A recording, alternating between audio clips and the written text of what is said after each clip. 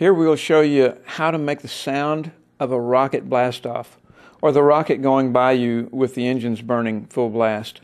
Now this tutorial will be very simple and you'll hear the sound effect we've made in a few seconds. But first, just a little introduction. The engines of a large rocket are extremely loud because it's thousands of horsepower spewing from the rocket engine nozzles.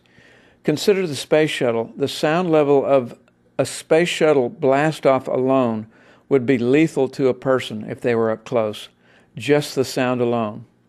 The shuttle engines are so loud that they have to spray water under the rocket nozzles to keep the sound from reflecting up off the ground and coming back up and causing damage to the spacecraft.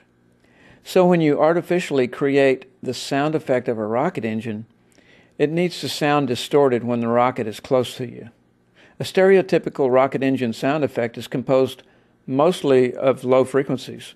So to create the sound effect of the rocket blasting off and going by you, or just going by you with the rocket engines blazing, we'll use pink noise as the main ingredient. Pink noise is steady level noise across the entire sound spectrum.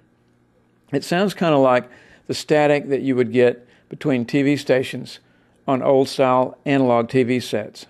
So in this experiment, we put a pink noise sound clip that we got off the internet on track 1 in Sony Acid Pro, which is multi-track software.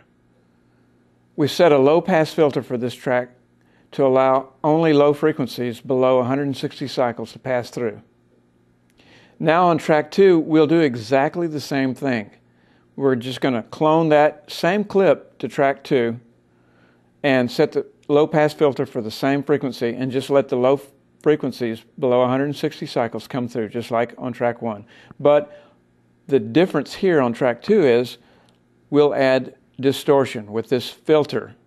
Also on track 2, just to make it a little more realistic, we're going to put an automated sweep so that it gives a little bit of a Doppler effect and makes it sound like the rocket engine is moving by us. So now it's really simple.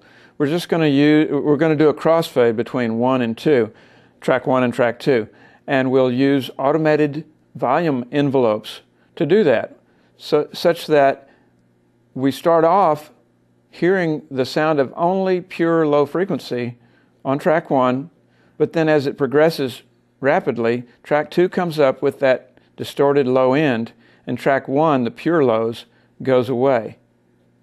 Here's how it sounds.